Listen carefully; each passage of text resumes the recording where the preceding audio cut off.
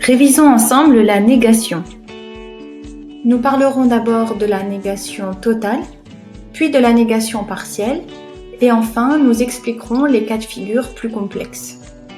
Tout d'abord, la négation est construite avec deux termes que l'on met ensemble, en corrélation.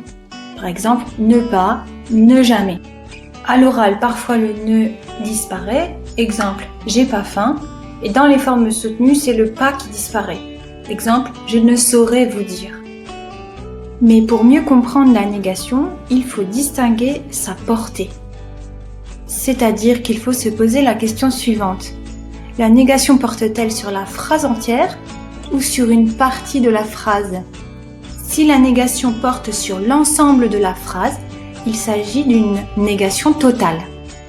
Par exemple, dans la phrase « Léa ne dort pas », on voit bien que la négation porte sur l'ensemble de la phrase. Mais si la négation porte sur un élément de la phrase, il s'agit d'une négation partielle. Par exemple, dans la phrase « Je ne vais nulle part », la négation porte seulement sur le lieu. Pour construire une négation partielle, vous pourrez avoir les termes suivants. Les voici, il s'agit de pronoms, de déterminants, d'adverbes ou de locutions adverbiales. Évoquons à présent les cas plus complexes.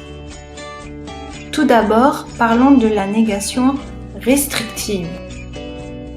Formée avec ne que, la négation restrictive n'est pas une vraie négation.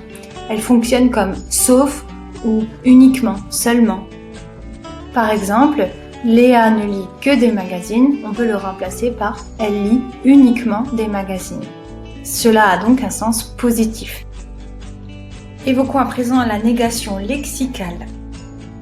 La négation peut s'exprimer avec des termes qui vont avoir eux un sens négatif. Les antonymes permettent la négation, comme ignorer, qui est le contraire de savoir, ou détester, le contraire d'aimer. C'est le cas aussi des termes avec un préfixe négatif, comme désagréable, insupportable ou désinstallé. La préposition sans accompagnée d'un nom permet aussi la négation. Par exemple, une file sans billet, une file avec billet. Parlons enfin du ne explétif. Attention, il ne faut pas confondre l'adverbe ne négatif avec l'adverbe ne explétif. Dans la phrase « je crains qu'il ne vienne », le ne n'est pas négatif. Il introduit seulement le subjonctif après un verbe de point de vue. Je vous conseille maintenant de faire une fiche récapitulative de toutes les négations que nous avons abordées dans cette vidéo.